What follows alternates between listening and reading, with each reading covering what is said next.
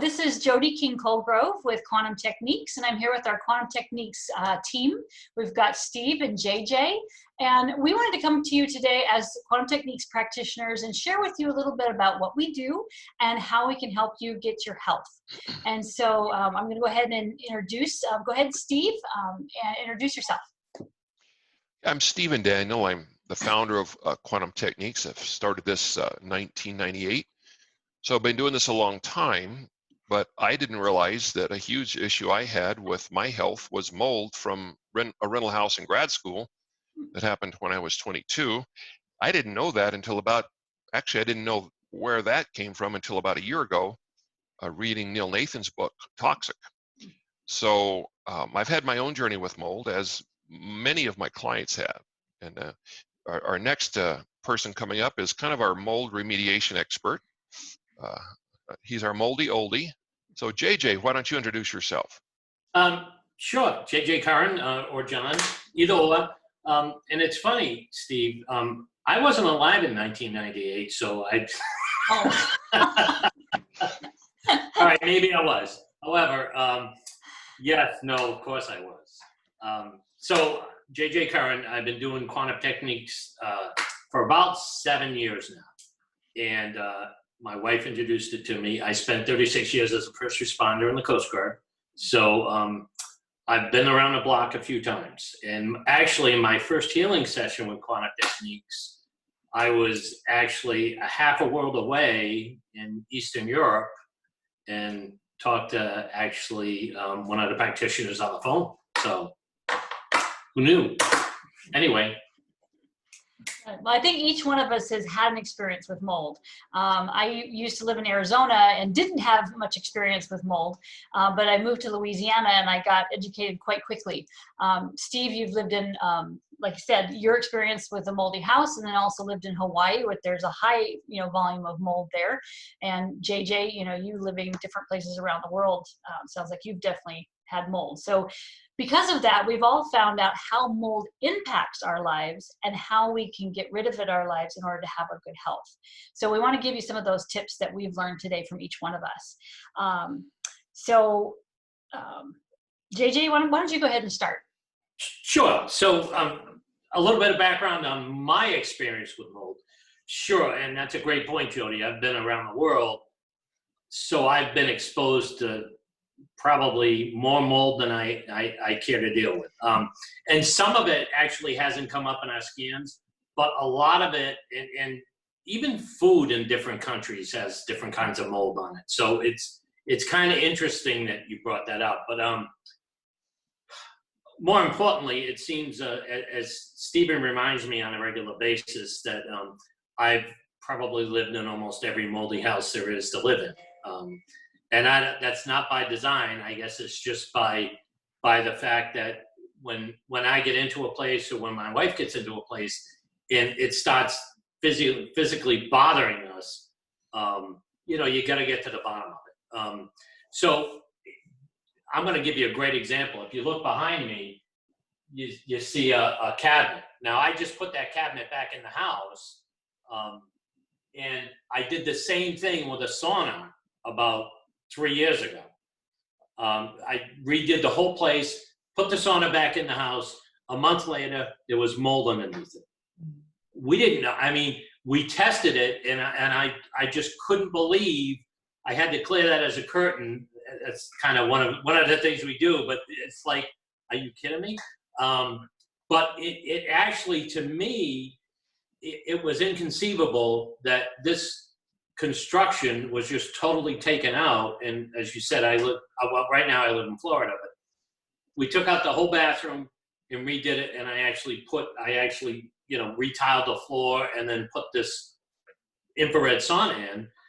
And then it was about a month later, we started having mold issues again. And it was unbelievable, but it was all built in and you couldn't really tell. But through testing and I couldn't really get it because I had this block to testing, but I knew it was there, but I just couldn't figure it out.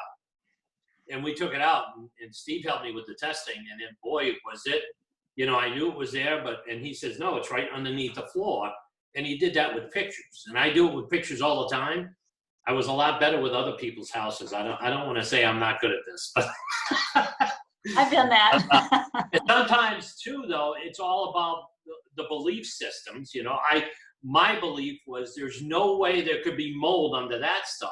It's brand new, and that was part of my block. It was blocking my actual testing.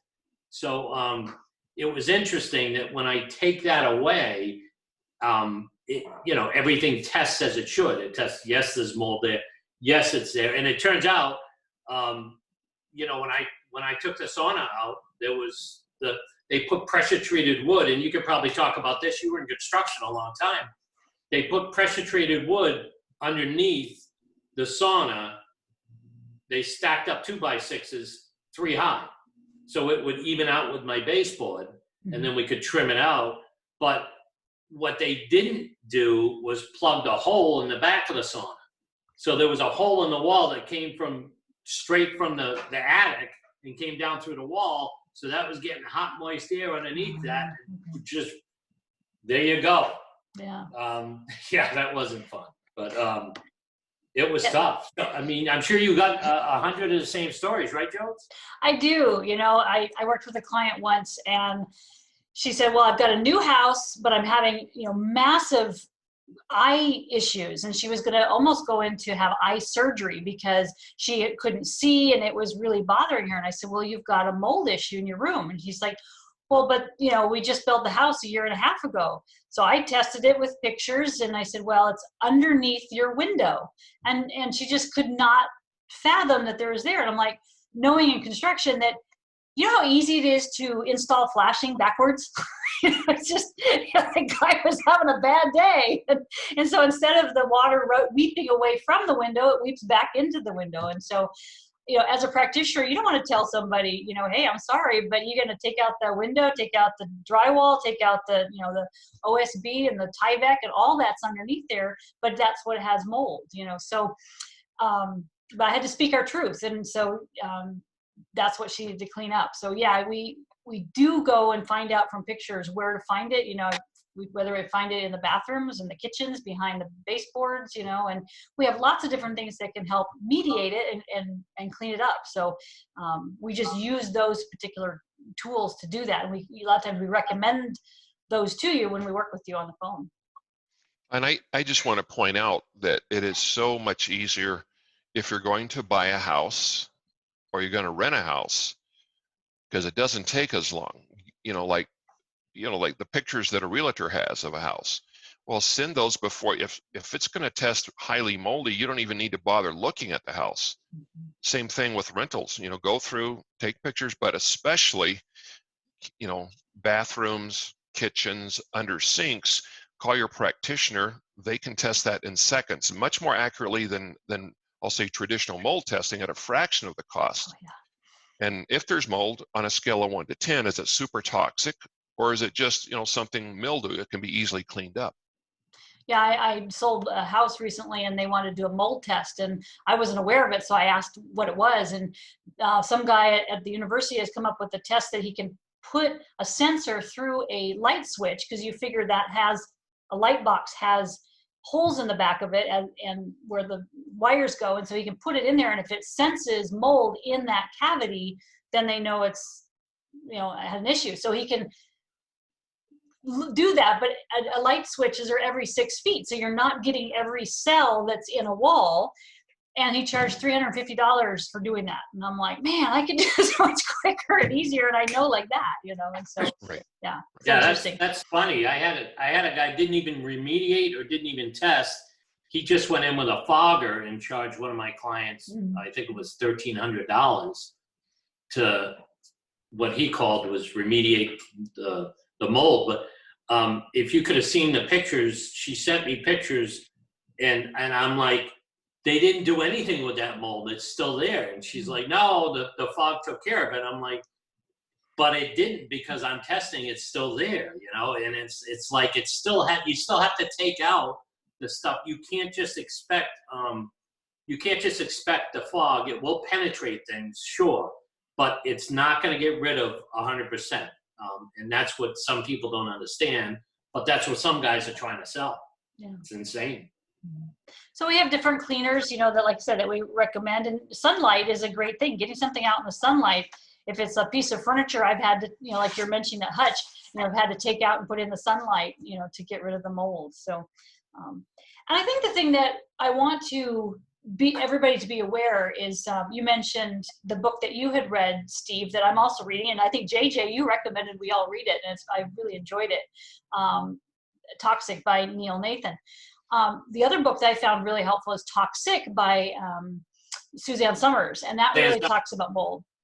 That's an excellent book. Yeah, and I think what is interesting is to know it's more prevalent than we're aware of in our health and how it impacts us. The other thing that we need to be aware of is that if we have internal mold, we're going to react to mold in our environment more. And so not only do we have to clean up our environment outside, but we have to clean up our environment inside. So we have lots of different remedies and herbs that we would recommend, each one of us, to help be able to do that.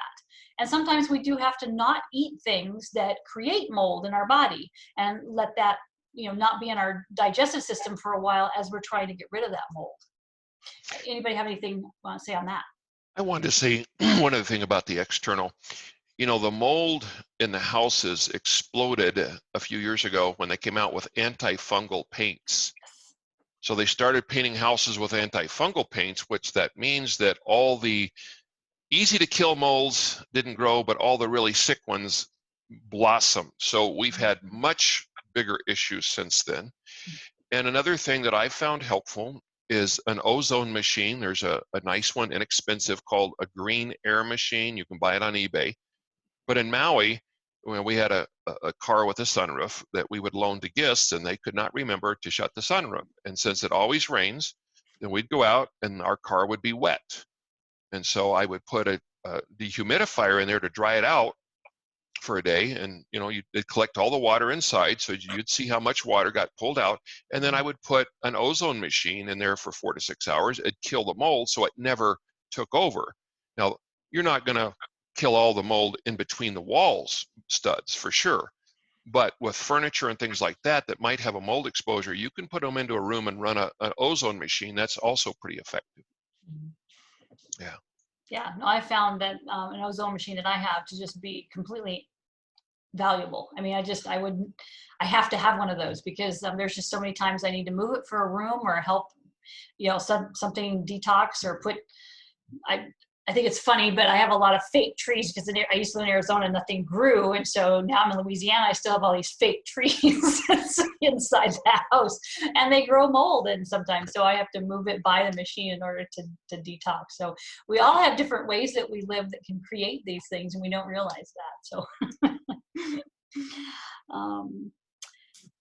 there was a couple of mold killers that we actually tested and that we recommend, right, Steve? One of them came from, and it's kind of funny. Some of the mold killer that you recommended to me a few years ago, I used. It actually did a great job on the mold.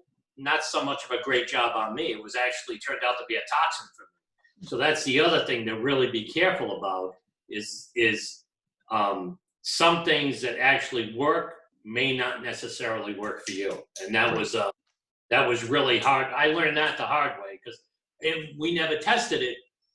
For me, you know, as a toxin for me, because I really wasn't, although I was inhaling it, you know, it wasn't the point, I wasn't using it internally, so we didn't think to test that, but boy, I learned the hard way. You got to ask some questions. Yeah, and I think that's the beauty about what we do is we do find out where it is in the environment so you can clean it up and then find out what remedies to help you be able to clean it up inside. And that's really helpful so you can get your health back. So we wanted to get just a quick discussion about mold and why it's so important to be able to live in a healthy environment and how it can impact your health. And so please visit our website at quantumtechniques.com. You can share this information with your family and friends if they're having some issues with mold.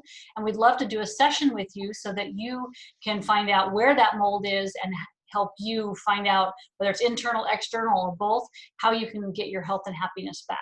So I'm grateful that you listened today, and You can also email us if you have any questions and how to get a session set up with each one of us as a practitioner. So thank you. Anybody have any other final thoughts? Well, you do need to call because you're probably eating something if you have a mold infection, too much sugar, too much things that are high mold like blue cheese, mushrooms. And we have lots of anti-mold supplements, but we need to check for you. And I would say have a blessed day and live mold free. All right. I agree with the mold-free part, definitely. Yeah. Blessings. Have a great day. All right. Bye.